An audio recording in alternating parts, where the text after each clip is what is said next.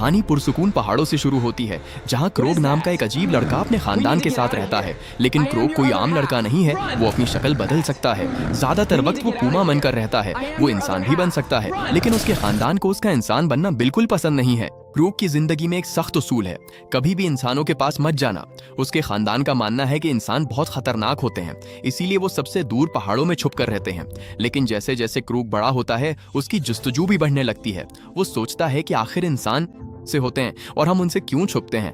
एक दिन वो ये असूल तोड़ देता है। वो अपने खानदान को छोड़कर इंसानों की दुनिया में चला जाता है। कुछ वक्त बाद एक मेहरबान इंसान मियाँ बीवी उसे मिलते हैं। उन्हें लगता है कि वो बस एक खोया हुआ लड़का है। उन्हें इस पर तरस आता है और वो इसे गोद लेने का फैसला कर लेते हैं। अब क्रोग के पास एक नया इंसानी खानदान है, एक अच्छा घर है और भाई बहन भी हैं। शुरू में सब कुछ बिल्कुल मामूली लगता है। एक सुबह अपने नए खानदान के साथ नाश्ता करते हुए क्रोग टेलीविजन पर खबरें देखता है। खबरों में बताया जा रहा होता है कि जानवरों के प्रसार जानवर अजीब तरह से बर्ताव कर रहे हैं और मुख्तलिफ अक़साम से जुड़े कई हादसे हो रहे हैं। किसी को समझ नहीं आ रहा कि ऐसा क्यों हो रहा है। ये सब देखकर क्रोग बेचैन हो जाता है। उसे लगता है कि ये सब कुछ जाना पहचाना है। इसी दिन वो अपने नए स्कूल जाने की तैयारी करता है। वो अपने गोद लेने वाले वालिद और बहन भाइयों को अलविदा कहता है। फिर अपनी गोद लेने वाली माँ एना के साथ गाड़ी में बैठ जाता है। इसी वक्त उसकी बहन मेलोडी भी साथ चलने का फैसला करती है। वो इस सफर का मजा नहीं छोड़ना चाहती। रास्ते में क्रोग को कुछ अजीब नजर आता है। दो गाड़ी के ऊपर उड़ रहे होते हैं। वो कहीं नहीं जाते, बल्कि मुसलसल उनकी गाड़ी का पीछा करते रहते हैं। क्रोग उन्हें गौर से देखता रहता है। तभी उसके दिल में ख्याल आता है, क्या ये भी मेरी तरह है? क्या ये भी अपना रूप बदल सकते हैं? रात होने पर पूरा खानदान आराम के लिए एक छोटे से होटल में लुकता है। क्रोग को उम्मीद होती है कि अब इसका अजीब एहसास खत्म हो जाएगा, लेकिन ऐसा नहीं होता। देर रात एक अजीब आवाज उसे जगा देती है। वो आहिस्ता आहिस्ता खिड़की के पास जाता है और बाहर देखता है। बाहर भेड़ियों का एक झुंड तेजी से सड़क पर दौड़ रहा होता है, गली की तरफ जा रहा होता है। उसी वक्त सड़क के दूसरी तरफ वाली इमारत की सारी बत्तियां अचानक बंद हो जाती हैं। ये देखकर क्रोग का दिल तेजी से धड़कने लगता है। उसे समझ आ जाता है कि ये सब बिल्कुल मामूली नहीं है। अगली सुबह खानदान फिर से सफर पर निकलता है। कई घंटे गाड़ी चलाने के बाद वो आखिरकार अपनी मंजिल क्लियर वाटर हाई स्कूल पहुंच जाते हैं। जैसे ही क्रोग गाड़ी से बाहर निकलता है, वहीं रुक जाता है। पूरे रास्ते उनका पीछा करने वाले वही दो कौवे अब तलबा की शक्ल में उसके सामने खड़े होते हैं। इसी पल क्रोग समझ जाता है कि इसका शक शुरू से ही दुरुस्त था। इससे वो कुछ समझ पाता ही नहीं कि स्कूल की प्रिंसिपल लेसा मुस्कुराते हुए उनके पास आ जाती हैं। वो क्रोग का इस्तकबाल करती हैं और फिर ईना की तरफ देखकर पूछती हैं, तुम्हें ये कैसे मिला? ईना आहिस्ता आहिस्ता सारी बात बताती है। वो कहती है कि क्रोग के असल वालिदैन के बारे में कभी कुछ पता नहीं चल सका। कई साल पहले जब वो सोशल वर्कर थी, उसे एक खतरे में पड़े बच्चे की खबर मिली थी। जब उसे क्रोग मिला तो वो बहुत डरा हुआ और कांप रहा था। वो इसे वहां अकेला नहीं छोड़ सकती थी, इसलिए वो उसे अपने घर ले आई और बाद में अपने शौहर को उसे गोद लेने के लिए मना लिया। जैसे जैसे क्रोग बड़ा हुआ, उसे हमेशा लगता रहा कि वो बाकी लोगों से मुख्तलिफ है। ये कहानी सुनने के बाद लीसा मुस्कुराती है और सर हिलाती है। फिर वो क्रोग को अकेले में बात करने के लिए ले जाती है। दूसरों से दूर जाकर लीसा उसे एक बड़ा सच बताती है। वो कहती है कि इस स्कूल में हर तालिब इल्म अपनी शक्ल बदल सकता है, यानी यहाँ हर कोई शेप शिफ्टर है। अब क्रोग को अपनी असल शनाख्त छुपाने की कोई जरूरत नहीं है।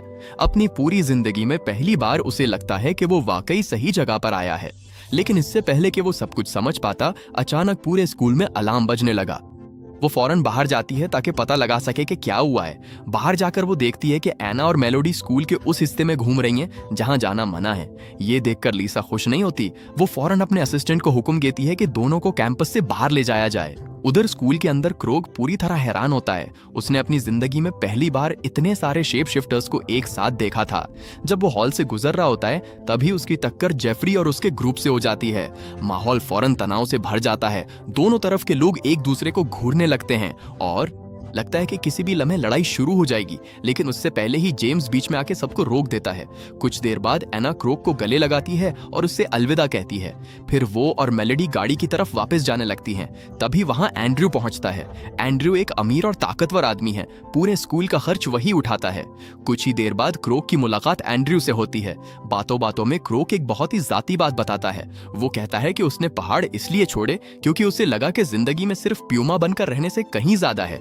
अगर वो हमेशा वहीं रहता पता ही नहीं चलता कि वो असल में कौन है। बाद में क्रॉग अपने हॉस्टल के कमरे में पहुंचता है। लीसा उसे स्कूल के जरूरी कवायद समझाती है और फिर उसे अकेला छोड़ देती है। अचानक एक गिलहरी उसकी खिड़की पर आ जाती है। क्रॉग उसे अंदर आने देता है और फौरन समझ जाता है कि ये कोई आम गिलहरी नहीं है, इसका नाम हॉली है। इसे क्रॉग की गाइड बनाया गया है और वो उसकी पहली ट्रांसफॉर्मेशन क्लास में मदद करेगी। क्लास में टीचर तमाम तलबा को एक सख्त वार्निंग देते हैं। वो कहते हैं कि अपनी ताकतों का इस्तेमाल सिर्फ क्लास के दौरान ही किया जाएगा। सबसे अहम बात यह है कि कोई भी इंसान उन्हें रूप बदलते हुए ना देखे, उन्हें रूप बदलते हुए नहीं देखना चाहिए। फिर क्रॉग को सबके सामने अपनी ताकत दिखाने के लिए बुलाया जाता है, लेकिन उसके बदलने से पहले ही ब्रैंडन आगे आ जाता है। ब्रैंडन एक बाइसन शेप शिफ्टर है। वो अपने जानवर वाले रूप में बदल जाता है, लेकिन ज्यादा देर तक इंसान नहीं रह पाता। वो जल्द ही अपना कंट्रोल खो देता है और पूरे कमरे में अफरा तफरी मच जाती है। ये देखकर क्रॉग घबरा जाता है। उसे अपने जानवर वाले रूप से दूरी महसूस होने लगी है और वो रूप बदलने से इनकार कर देता है। तब लेसा उसकी मदद करती है। आहिस्ता आहिस्ता क्रॉग को अपना माजी याद आने लगा है। उसे याद आता है कि वो अपने खानदान के साथ जंगल में आजादी से दौड़ता था।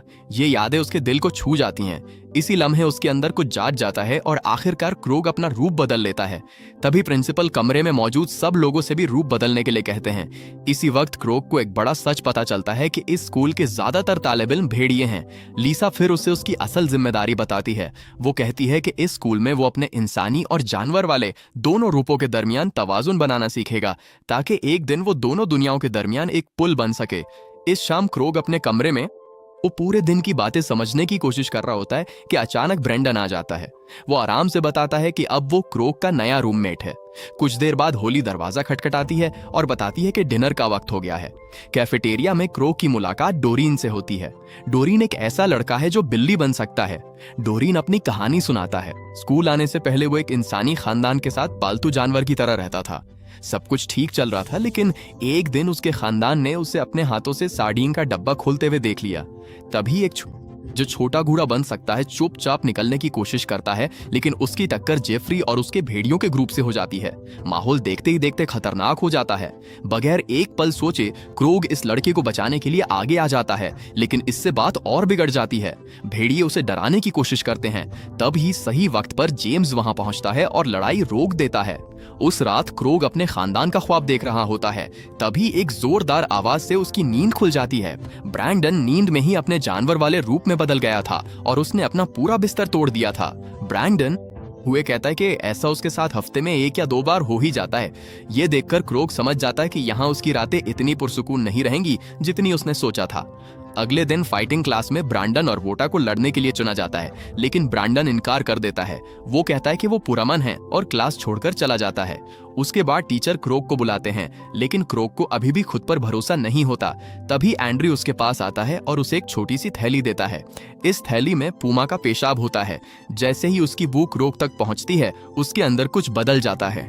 वो फौरन अपने जानवर वाले रूप में बदल जाता है। हालांकि बोटा इससे बहुत बड़ा होता है, फिर भी क्रोग बहुत तेजी से हमला करता है और पूरी ताकत से लड़ता है। आखिर में जीत क्रोग की होती है। इसके बाद डोरियन की बारी आती है, लेकिन इसके मुखालिफ की तेज बदबू से वो बिल्ली बनकर भाग जाता है और लड़ाई छोड़ देता है। क्लास खत्म होने के बाद एंड्रयू क्रोग के पास आता है। वो उसकी ताकत देखकर बहुत मुतासिर होता है और उसे एक तजवीज देता है। एंड्रयू चाहता है कि वो क्रोग का गुरु बने। अपने भरोसे का सबूत देने के लिए एंड्रयू क्रोग को पूमा के पेशाब की एक और थैली देता है।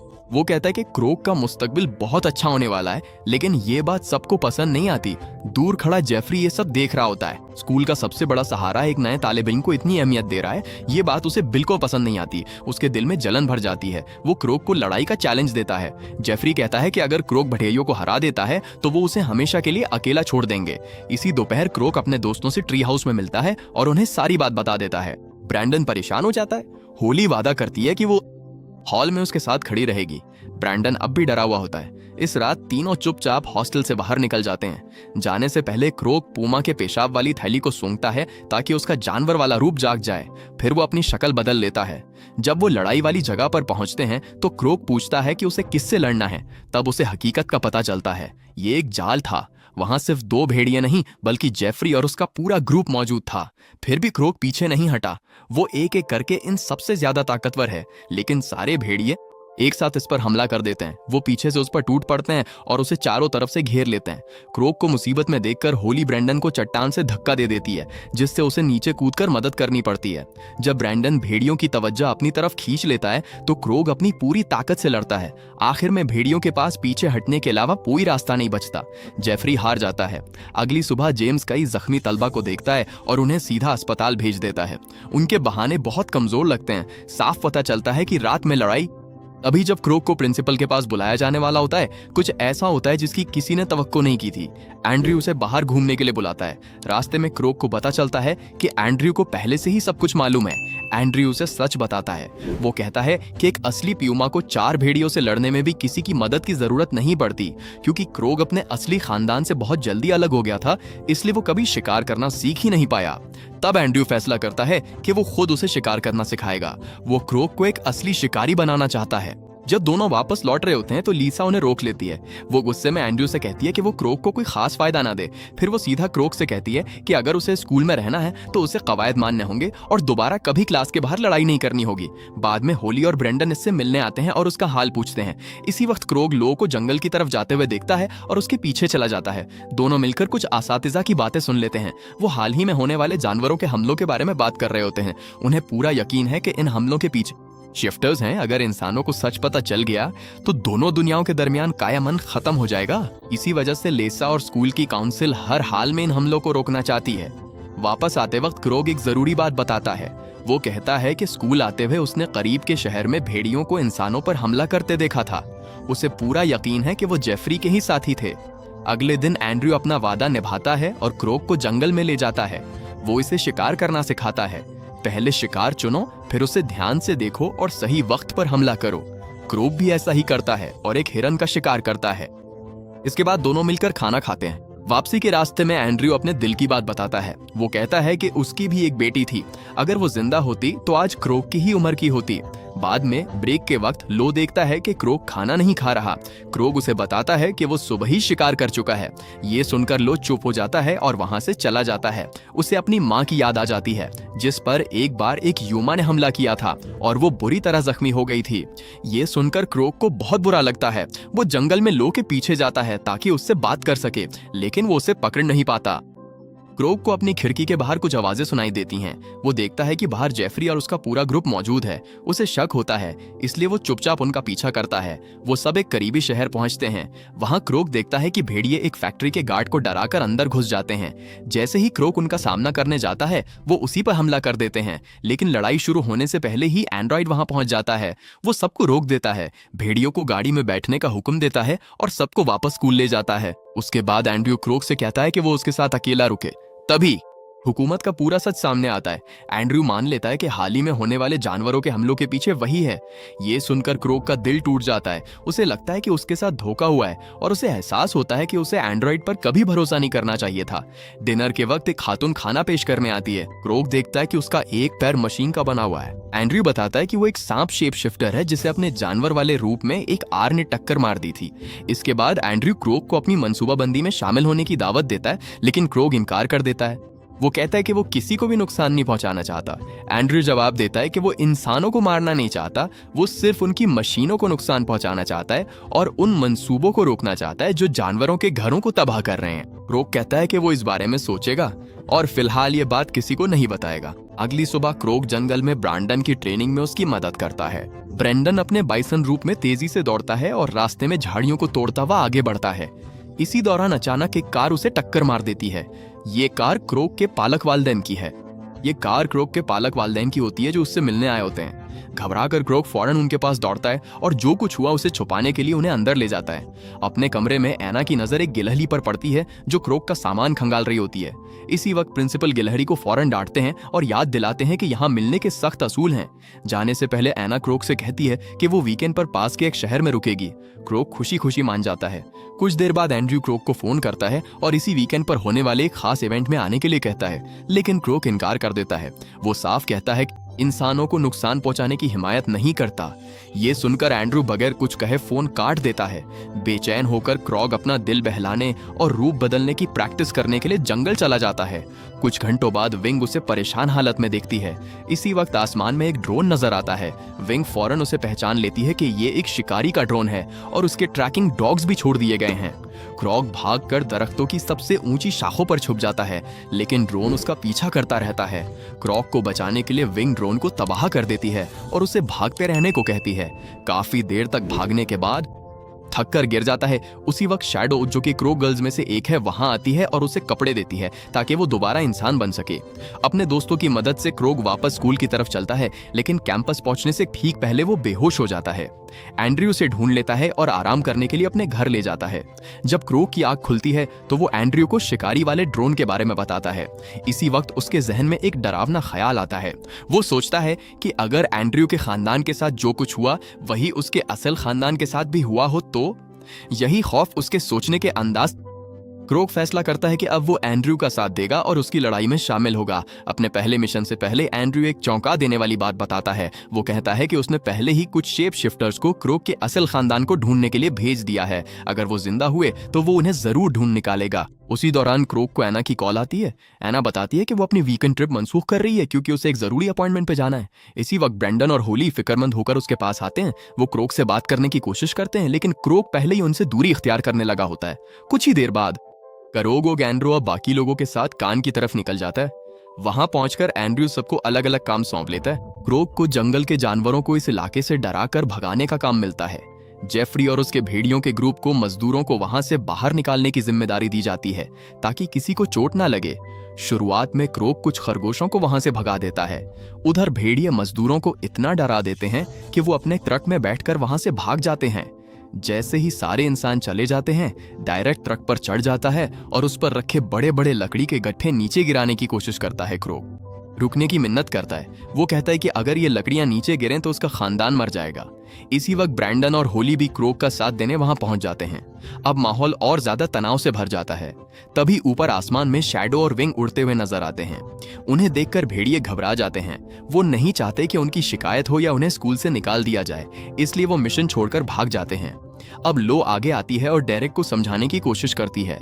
वो कहती है कि अगर सब कुछ बर्बाद कर दिया तो इंसान और भी ज्यादा ताकत से जवाब देंगे, लेकिन डेरेक इसकी नहीं मानता।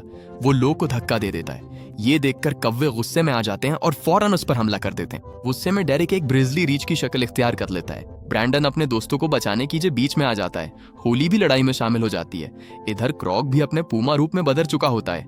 वो डेरेक को ट्रक से नीचे फेंक देता है। तभी एंड्रयू आगे आता है। वो ट्रक के पहियों के आगे रखे लकड़ी के लट्ठे हटा देता है और ट्रक चल पड़ता है। क्रोग समझ जाता है कि एंड्रयू जानबूझकर लट्ठों को नीचे गिरने दे रहा है। खुद को धोखा खाया हुआ महसूस करके वो एंड्रयू पर हमला कर देता है। दोनों के दरमियान जबरदस्त लड़ाई शुरू हो जाती है, लेकिन उसी वक्त क्रोग देखता है कि लट्ठे पहाड़ से लड़कते हुए सीधा उस वादी की तरफ जा रहे हैं जहां उसका खानदान है। वो फौरन लड़ाई छोड़ देता है और पूरी ताकत से उनकी तरफ दौड़ता है। लट्ठे तेजी से पहाड़ से नीचे गिरने लगते हैं। आना जोर से चीख कर सबको छुपने के लिए कहती है, लेकिन मेलोडी उसकी आवाज नहीं सुन पाती क्योंकि उसने हेडफोन लगाए होते हैं। जब तक उसे खतरे का एहसास होता है तब तक बहुत देर हो चुकी होती है। लट्ठे उसकी तरफ तेजी से आ रहे होते हैं। वो डर के मारे चीख उठती है। आखिरी लम्हे में क्रोग, जो अभी भी प्यूमा की शक्ल में होता है, करके उसे रास्ते से हटा देता है। एना दौड़कर मेलोडी के पास पहुंचती है। उसे जिंदा देखकर उसकी आंखों में राहत के आंसू आ जाते हैं। डरी हुई मेलोडी कहती है कि प्यूमा ने उसकी जान बचाई, लेकिन उसके वालिद कहते हैं कि शायद उसे ऐसा लगा हो। कुछ देर बाद लो और बाकी लोग जंगल में क्रोग को बेहोश पड़ा हुआ पाते हैं। एक लम्हे के लिए सबको लगता है कि वो मर चुका है। फिर वो बड़ी बिल्ली आहिस्ता आहिस्ता अपनी आंखें खोलती है। ये देखकर सबने सुकून का सांस लिया। जैसे ही क्रोग उठने के काबिल होता है, वो फौरन अपने खानदान का हाल जानने के लिए दौड़ जाता है। इसी वक्त एंड्रयू वहां पहुंच जाता है और महसूस होता है जैसे वो बिल्कुल सही वक्त पर आया हो। वो फौरन खानदान को अस्पताल ले जाने के लिए हेलीकॉप्टर बुला लेता है। अच्छी बात यह होती है कि खानदान के तमाम अफराद बच जाते हैं। जब क्रोग को पता चलता है कि उसके पालक वालिदैन महफूज हैं तो वो गुस्से से भर जाता है। वो एंड्रयू से कहता है कि वो हेड मिस्ट्रेस को बता देगा कि इन हमलों के पीछे उसी का हाथ है। तब एंड्रयू एक चौंका देने वाली बात बताता है।